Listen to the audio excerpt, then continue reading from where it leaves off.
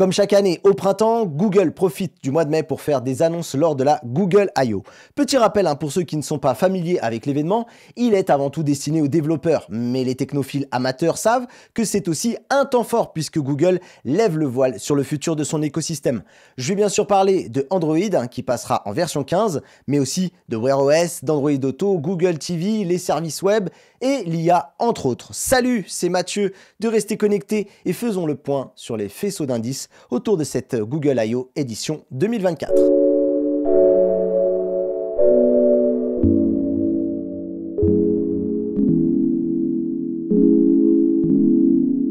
Mais si tu apprécies le contenu qu'il y a sur cette chaîne chaque semaine, eh bien n'hésite pas à penser à t'abonner et à mettre la cloche pour ne rater justement aucune de ces vidéos. Allez, on parle pour de l'actu. En ce moment, c'est la Google I/O qui commence bien tout simplement à faire parler d'elle puisqu'il a dévoilé la date de cette Google I/O 2024. Elle se tiendra du 14 au 15 mai au QG de Google à Mountain View. Mais le temps fort de cette Google I/O, c'est avant tout sa conférence d'ouverture puisque c'est là que les gros des annonces sont faites. Au-delà de la partie logicielle qui est l'ADN même de la Google I/O, le constructeur ne s'interdit pas de faire des annonces matérielles. Et on ne parle pas ici de petits produits. Pour vous rappeler de quoi il est question, l'an dernier, on avait eu le droit au tout premier pliant de la marque, le Google Pixel Fold. On a eu le Pixel 7a et sachez que la gamme A, elle est très populaire auprès des personnes qui veulent un bon smartphone et de très bons photophones. On l'a souvent noté quand on a eu l'occasion de les tester, sans pour autant partir sur des prix extravagants. Et enfin, on a eu le droit à la Pixel Tablette. Je me souviens de cette édition Google I/O 2023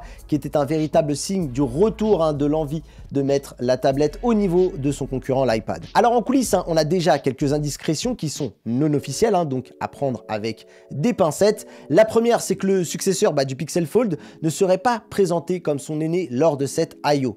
D'après Ross Young, un consultant et spécialiste notamment autour des technologies d'écran, il affirme que la production va démarrer seulement en avril et que même si c'est un mois avant l'événement, Google risque de repousser le lancement du pliable.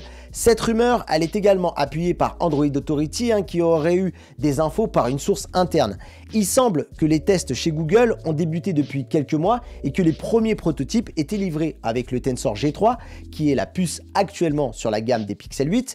Toutefois, les derniers modèles de test auraient dorénavant la prochaine puce que Google va sans doute intégrer dans les Pixel 9, le Tensor G4. Et encore, aucun de ces noms n'est officiel, mais on va dire que c'est dans la droite lignée de ce qui a déjà été annoncé.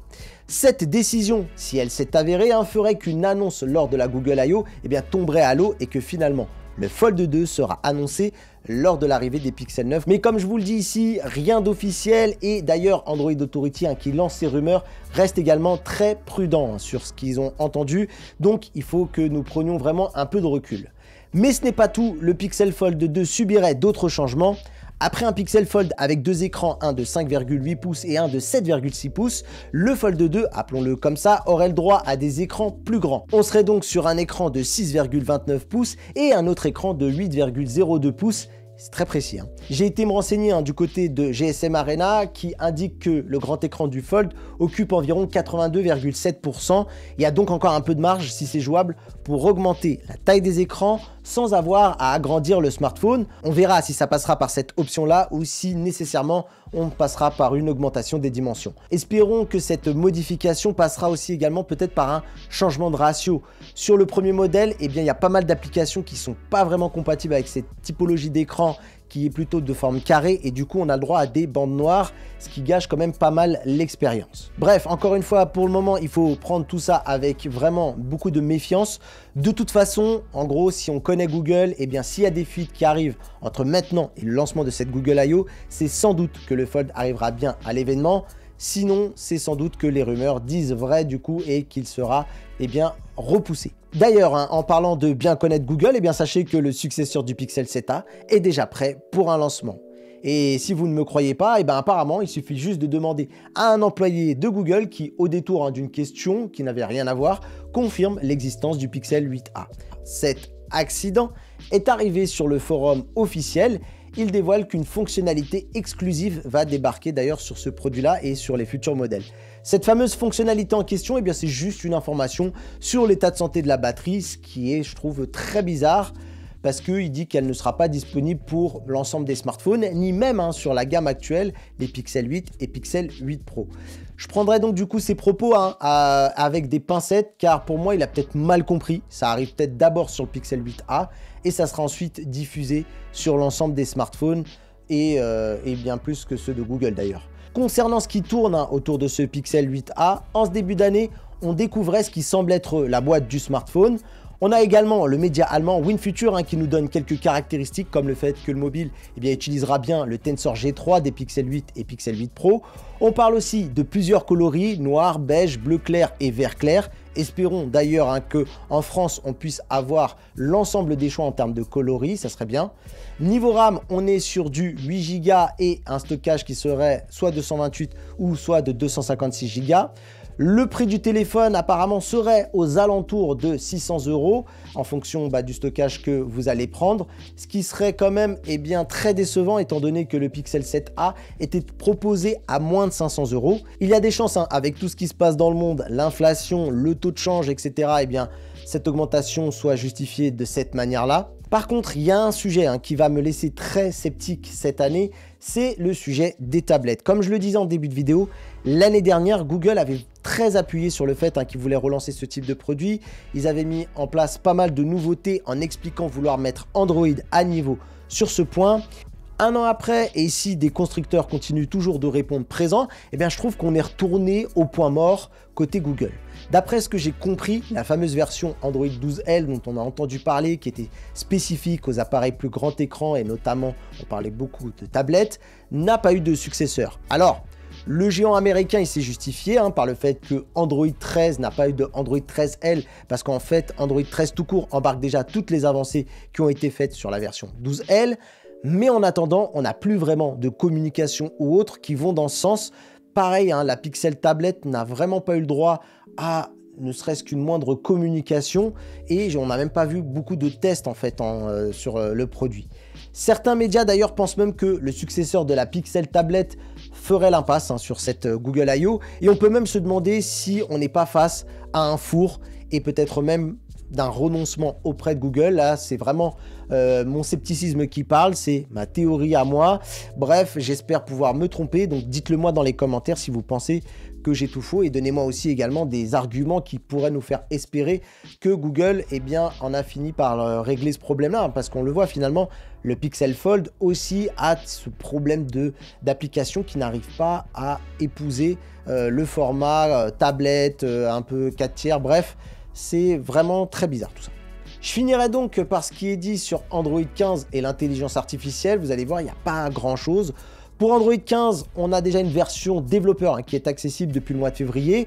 On n'a pas vraiment de nouveautés visibles pour le moment. Il s'agit avant tout de faire en sorte que les développeurs commencent à travailler sur la compatibilité de leurs apps sur cette version. Et puis, c'est normal, c'est lors de la Google I.O. où vraiment on va mettre l'accent pour le grand public sur les nouveautés à attendre de cette version.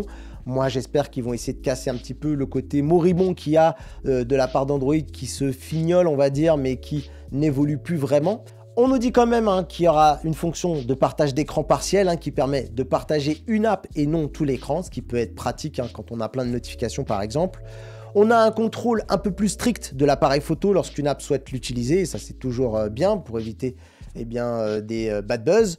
On aura des indications si le smartphone surchauffe, ce qui veut déjà dire que le smartphone peut surchauffer. Je trouve ça un peu dommage, mais bon bref, en tout cas, il y aura des choses qui seront faites dans ce sens-là. C'est dommage d'ailleurs parce qu'il aurait fallu développer ça 8 ans auparavant. Ceux qui savent auront la référence, dites-le moi si vous l'avez en commentaire.